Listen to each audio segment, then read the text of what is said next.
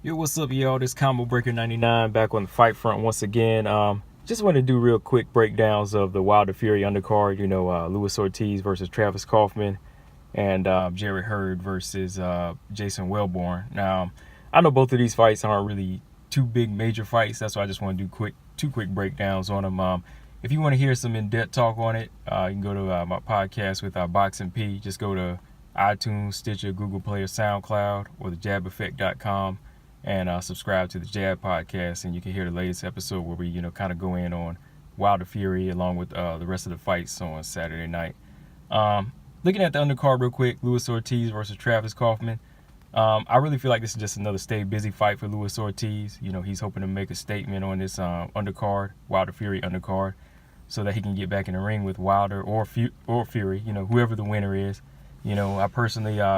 I personally would have loved to see him in there with Dillian White, but we know how things work out in boxing. So as long as he got back on the card, that's all that really matters for him. I really feel that at this point, there's not really much for him to work on as far as trying to get ready for a Wilder rematch.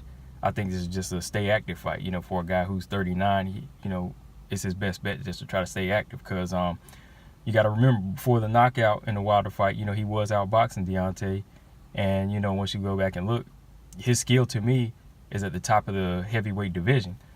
Skillfully he is one of the top guys, over, guys like AJ and Wilder. I feel like, he does have the best skill in the division.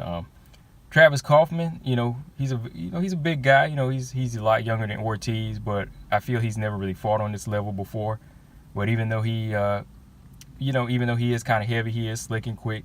He throws a lot of punches, and he can fight on the inside a little bit. He has a little bit of a ballroom brawling style, I like to call it, but he just doesn't really come in that great shape. And like I said, I just don't think he has enough skill or firepower to really offset Ortiz.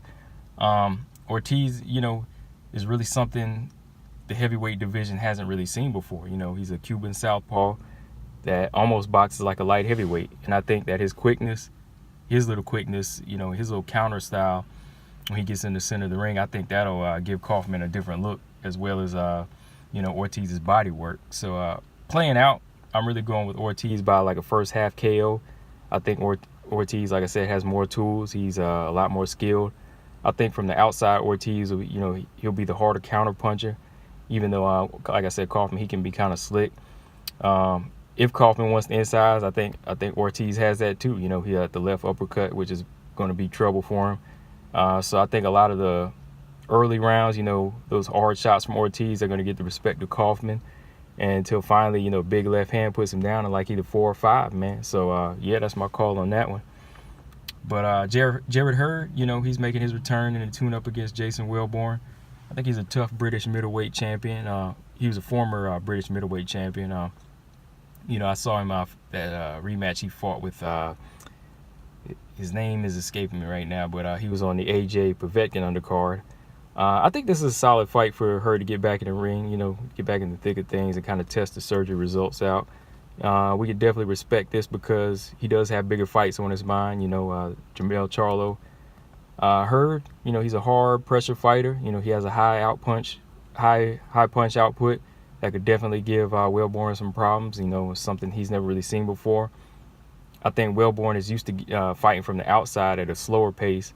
And I kind of think he's just like a basic boxer that doesn't really pose a serious threat to Hurd. So, Welborn, I think his biggest advantage is him having fought at 160, so he'll be able to handle like a big guy. But, Hurd, he's a big boy. He's a big junior middleweight. And it'll be interesting to see if Welborn can hold his ground against him, because Hurd is, like I said, I think he could eventually go up to middleweight himself, I've seen Welborn box a few times, but I just don't really see him posing like a serious threat to Hurd. So I'm predicting that Hurd, if his shoulder is good, I think he might stop Welborn in the later rounds.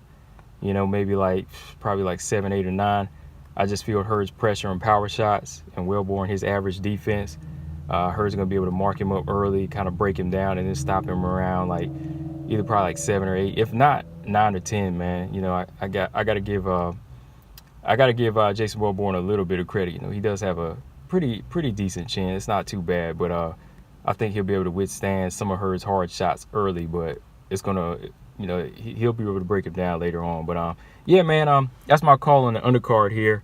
I'm gonna do another quick video on the Wilder Fury, but like I said, if you want to hear in depth, you know, breakdowns and just talks on this fight, just go to Jab Podcast on iTunes, Google Play, SoundCloud, and Stitcher, and thejabeffect.com.